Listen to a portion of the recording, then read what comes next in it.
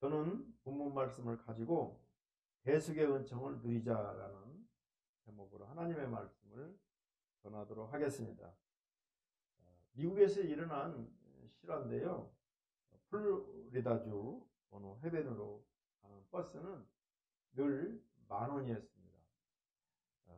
승객의 대부분은 휴가를 즐기러 가는 사람들인데 젊은 남녀 또 노소가 가득했습니다.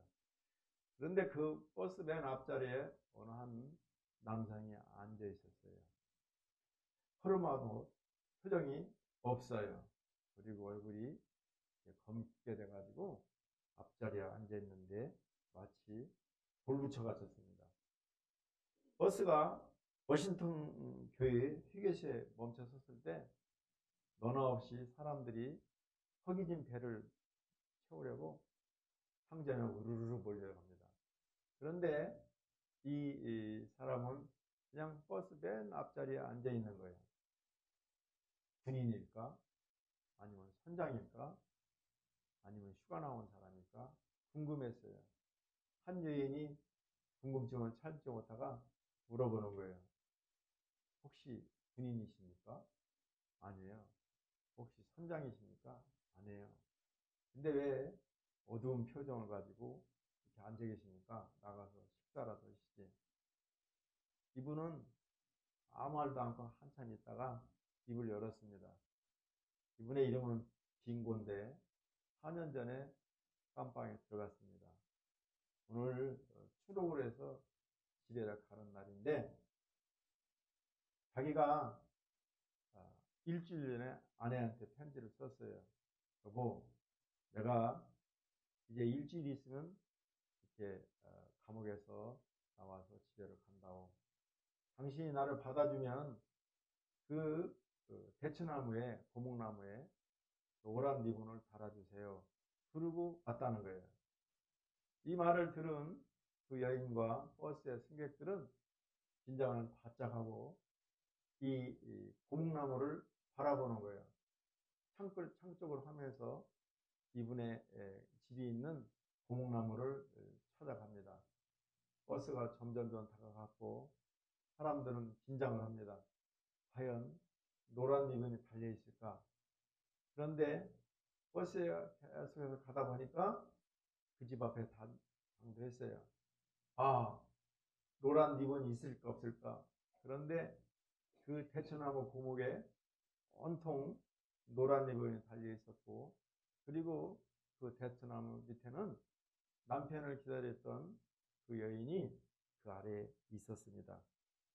승객들은 저기 봐요, 저기요 그러면서 자리를 박차고 일어났습니다. 커다란 참나무가 온통 노란 리본 물결에 휩싸였습니다. 로마서 8장 1절 2절 말씀입니다. 그러므로 이제 그리스도 예수 안에 있는 자에게는 결코 정죄함이 없나니 이는 그리스도 예수 안에 있는 생명의 성령의 법이 죄와 사망의 법에서 너를 해방하였습니다. 오늘부터 예수님 탄생까지 4주간을 우리는 아기 예수를 기다리는 대림절, 대강절 이런 절기로 지키고 있습니다. 대림절은 어린아기로 오신 예수님을 환영하고 심판자로 오실 예수님을 기다리는 절기를 말합니다. 대속이란 예수께서 십자가에서 흘린 보혈의 피로 죄인들의 죄를 대신하시고 구원하신 것을 말합니다. 대속. 어떤 사람이 아주 큰 죄를 지고 재판장에 법정에 섰습니다. 그런데 하필 이 재판장이 학교에 다닌 동창회생이었어요. 재판을 했는데 이 친구 판사가 벌금형을 아주 무섭게 때립니다. 주변 사람들은 웅성웅성대면서 말을 합니다. 아니 왜 이렇게 벌금형을 심하게 때리냐고. 더군다나 고등학교 동창생인데 웅성웅성거리는 사람 사이를 떠나서 비집고 나가서 재판장이 그 죄인의 손을 잡고 말합니다. 친구, 내가 자네의 벌금형을 다 줄 거예요. 걱정하지 말게나. 이것이 바로 대속입니다. 죄값을 아들로 보내서 대신 내주신 것이 대속입니다. 하나님은 예수님을 보내셔서 죄의 대속을 놓으셨습니다. 우리의 과거의 죄, 현재의 죄, 미래의 죄를 다 속한 것입니다. 이것을 믿는 것이 쉽지 않는데 믿고 확신할 때 그것이 나의 것이 됩니다. 본문은 요단강에서 세례를 베풀고 있던 침례요한을 찾아간 예수님을 만나는 사건입니다. 요단강에서 침례를 베풀고 있던 요한이 예수가 자기에게 나오자 보라! 큰 감탄사를 쏟고 있습니다. 성령의 계시를 받은 침례 요한이 예수님의 속죄 사역을 간결하고도 명료하게 정리하고 있습니다. 보라! 세상 죄를 지고 가는 하나님의 어린 양이로다. 예수님은 우리의 과거의 죄, 현재의 죄, 미래의 죄 모두를 대속했습니다. 특히 지고 가는 죄가 과거형이 아니라 현재 분사형으로서 지금도 미래도 계속 지고 가고 있다는 뜻입니다. 세상에 수많은 사람들이 자신들의 죄의 문제를 이미 예수께서 해석해 놓고 있다는 사실을 모르고 살아갑니다. 그래서 자신의 죄의 문제를 해결하기 위해서 종교와 선행 또 지식을 쌓아보지만 그것은 헛된 일입니다. 예수께서 이 땅에 오셔서 십자가에서 피 흘려 죽으심으로 모든 사람들의 죄를 대속해 놓은 것입니다. 사실 이 피의 제사는 유대인들에서 유래된 것입니다. 유대인들은 죄를 지면 양을 잡아서 각을 따서 그 피를 제단에 뿌리고 번제를 드림으로 속죄를 받았던 것입니다.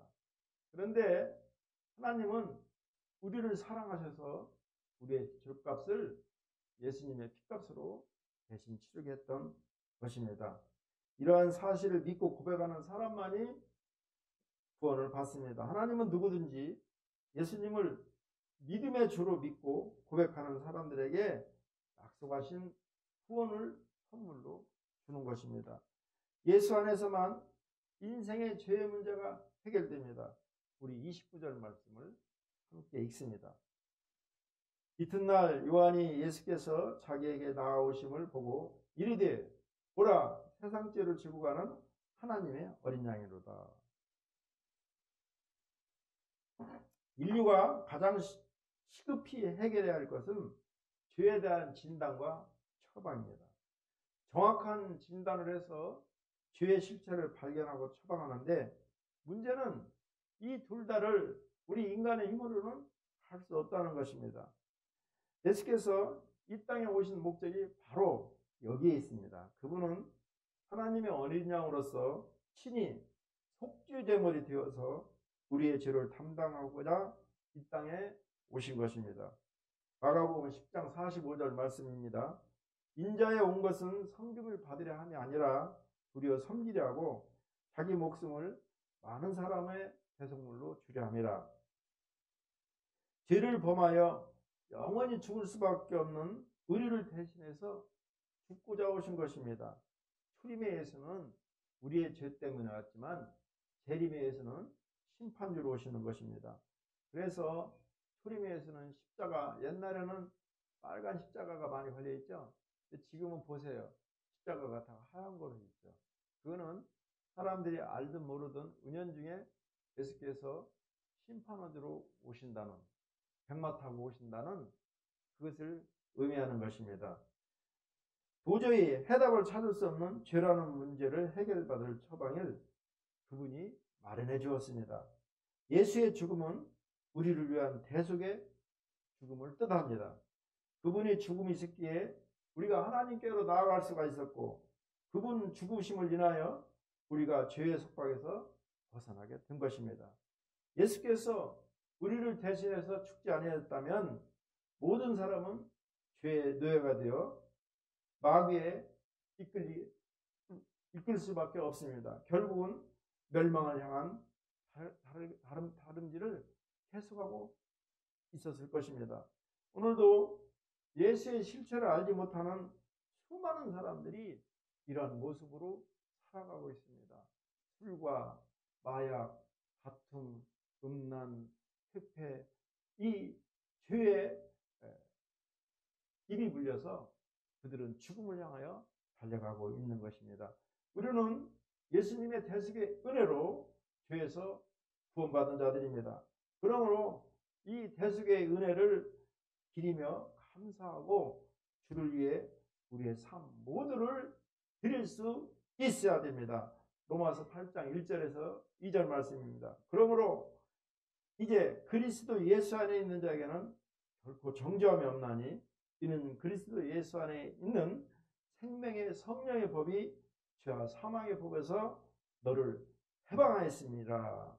그러므로 우리들도 예수께서 우리의 죄 모두를 대속해 놓으셨음을 믿고 확신하며 살아가기를 주의 이름으로 축원합니다. 다음으로 죄사함을 받은 이후부터의 더 이상 죄를 죄서는 안 됩니다. 우리는 죄사함 받은 하나님의 백성이고 이제 하나님을 아버지로 부르는 영의 사람들인 것입니다. 그러므로 우리는 죄를 지어서는 안 돼요. 오래 참고 온유하고 시기하지 않는 거예요. 침례요한은 회개하라 천국이 가까이 왔다고 외칩니다. 우리는 구원받은 후 절대 죄를 짓지 않기로 결단하고 결단함 뿐만 아니라 손, 발과 마음으로 행하는 것입니다. 면죄부가 있었어요. 면죄부는 로마 카톨릭에서 죄가 사해졌음을 증명하기 위해서 교황의 이름으로 발행하는 증서입니다. 카톨릭에서는 고해 상사에서 죄를 참여하면 사제 기도를 통해서 죄를 용서함 받습니다. 죄는 사제가 용서해 주는 것이 아니에요. 죄는 예수께서 용서해 주는데 그런 것도 잘못된 것이죠. 그러나 죄의 벌은 여전히 남아있기 때문에 사제가 기도해서 죄는 사해졌는지는 모르지만 용서받았는지는 모르지만 그 죄에 대한 벌은 여전히 남아있기 때문에 기도나 선한 행실을 통해서 갚아야 된다고 말하고 있습니다. 우리도 기도하면 하나님께 기도하면 용서는 받지만 그러나 그 대가는 반드시 치르는 것입니다.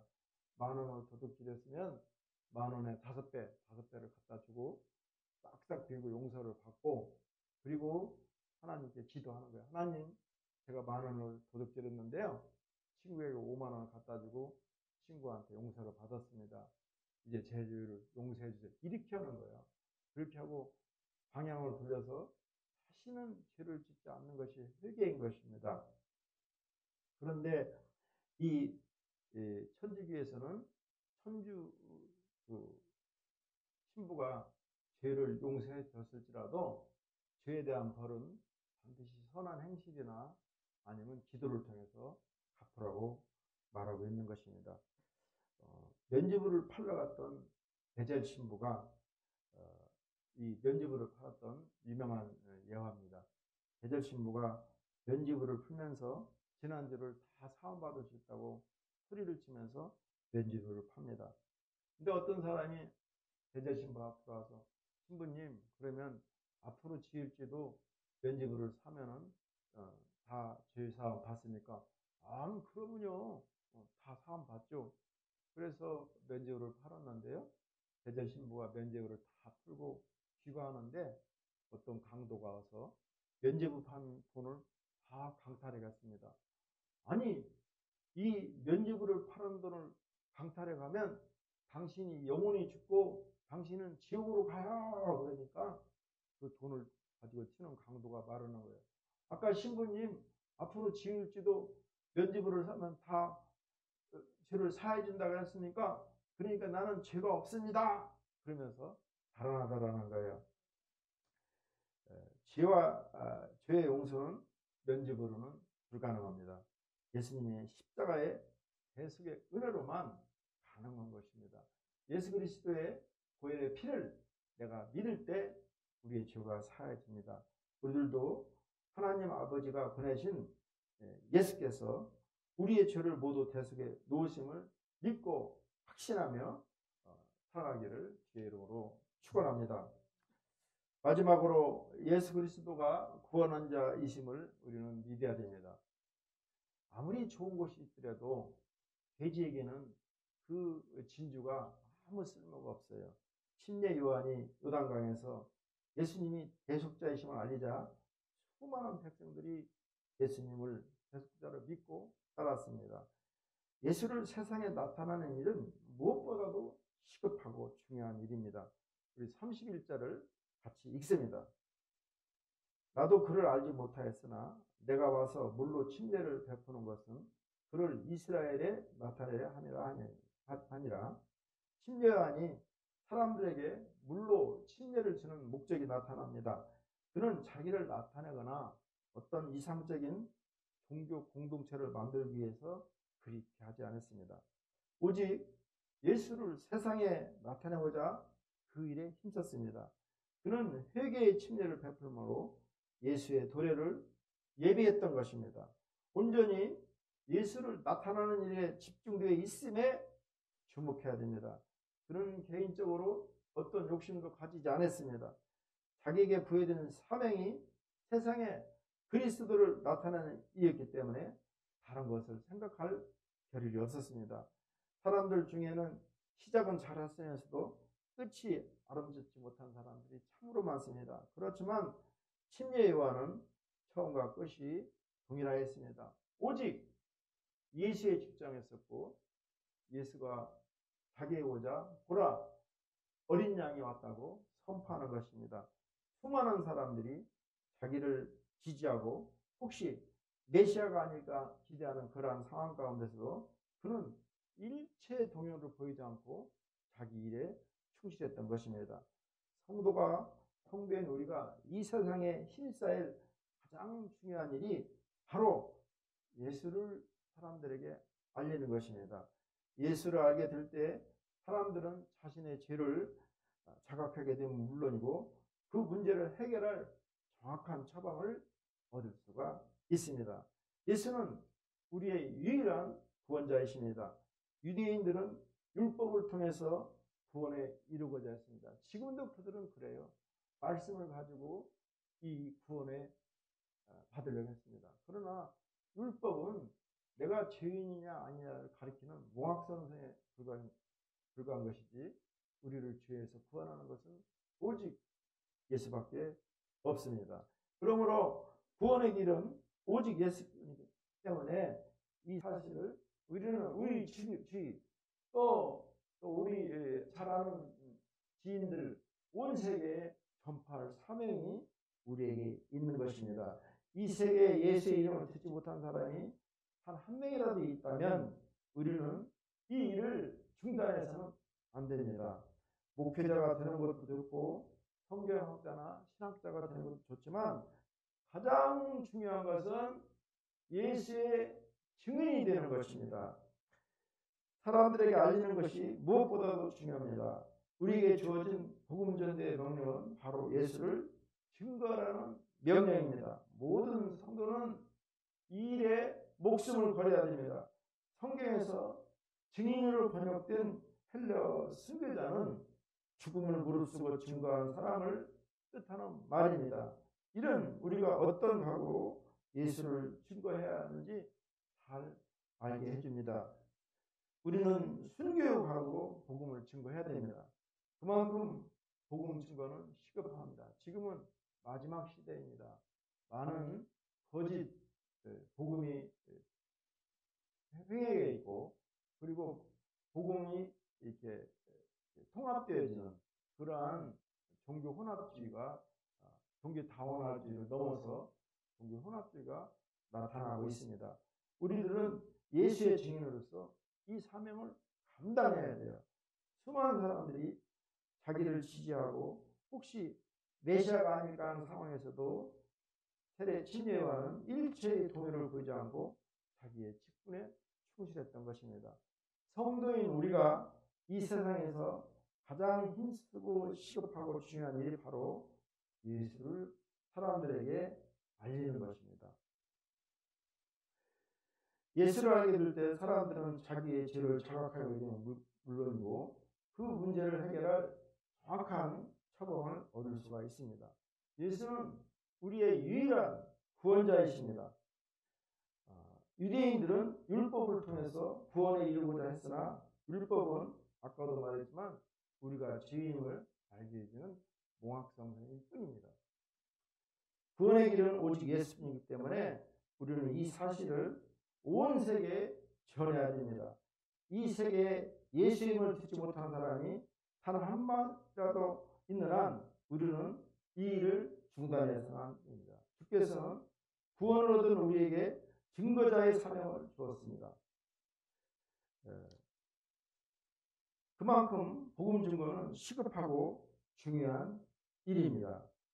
여러분들도 예수의 증인으로 이 사명을 잘 감당하기를 주의 이름으로 축원합니다. 사도행전 1장 8절 말씀입니다. 오직 성령이 너에게 임하면 권능을 받고 예루살렘과 온 유대와 사마리아 땅까지로 내 증인이라고 말씀하고 있습니다. 성령 받기를 힘쓰고 예수님을 진정으로 만나기를 주의 이름으로 축원합니다. 어느 등생각이 험한 산을 이르다가 눈을 만났습니다. 눈보라가 치고 앞이 안 보여요. 그저께 눈이 오는데 앞이 안 보여요. 아이고, 그냥 눈 폭탄이 오는 거예요. 이분이 산에 가다가 길을 잃고 의식을 잃었습니다. 겨우 일어나서 보니까 어떤 초가집이 있어요. 그래서 주인의 허락도 안 받고 문을 열고 들어가자 쓰러졌습니다. 의식을 잃었는데 한참을 자고 났더니 할머니가 옆에 앉아 있는 거예요. 이제 의식이 돌아오고 내가 보여.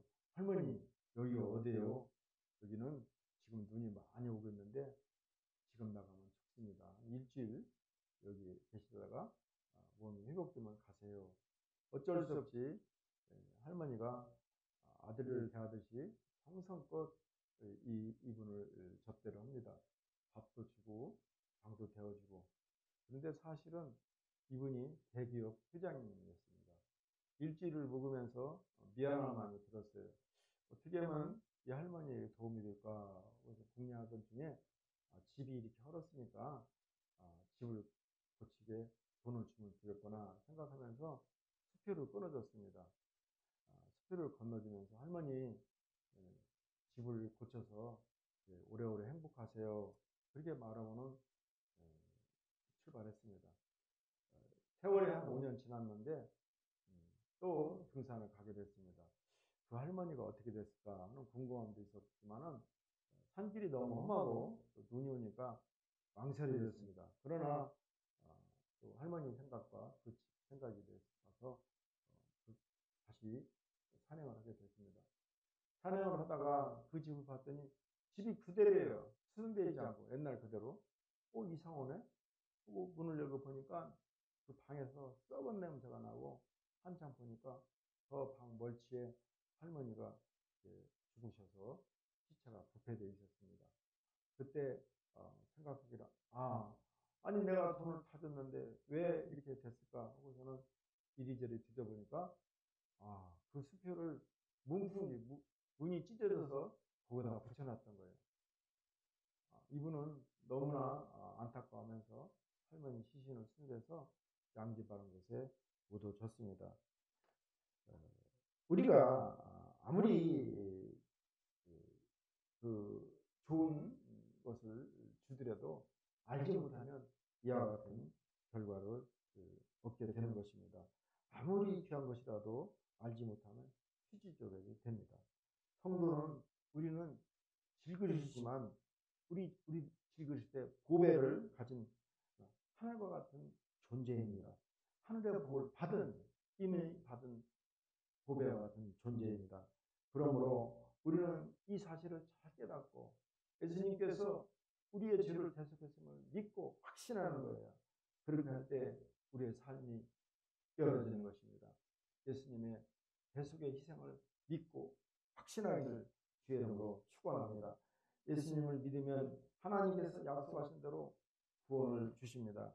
심예언의 예천대로 이스라엘 백성들이 예수를 대속자로 믿을 때 하나님께서 그들에게 영원 구원의 선물을 주었습니다. 말씀을 정리하겠습니다. 먼저 하나님께서 예수를 이 땅에 보내서 우리의 과거, 미래, 현재의 일을 다 해석했음을 믿어야 됩니다.